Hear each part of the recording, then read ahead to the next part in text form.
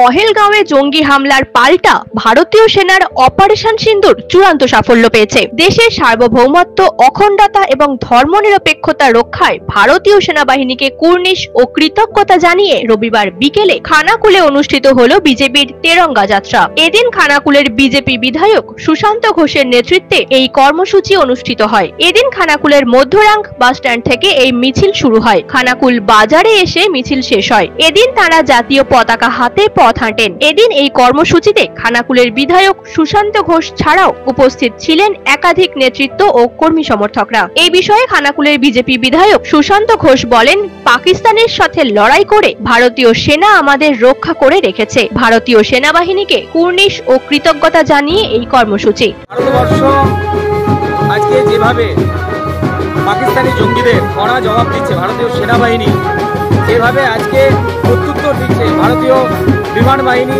ভারতীয় নৌসেনা, স্থলবাহিনী যেভাবে পাকিস্তানি জঙ্গিদেরকে দুর্মূশ করে দিচ্ছে, অপারেশন সিন্দুর অভিযান হয়েছে। সেই আমরা দেখেছি কিছুদিন আগে পহেলগাঁওয়ে যেভাবে হিন্দুদের হত্যা করা হয়েছে বেছে বেছে, মানে যে নৃশংসতা দেখিয়েছিল পাকিস্তান, সেই নৃশংসতা দেখানোর সময় পাকিস্তান বলে গিয়েছিল যে তোদের বাবা মোদিকে বলে দিস। তো কিভাবে আমরা মহিলাদের সিঁদুর কেড়ে নিলাম, পাকিস্তান এটা বোঝাতে চেয়েছিল। তো তার যোগ্য জবাব ভারতীয় সেনা দিয়েছে। এখনো প্রত্যেক দিন পাকিস্তানকে কড়া জবাব দিচ্ছে ভারতীয় সেনাবাহিনী।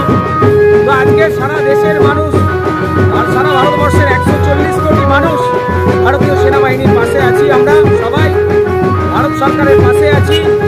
সেই সঙ্গে দেশের একতা অখণ্ডতাকে রক্ষা করার জন্য আমরা সবাই এক একজন সৈনিক।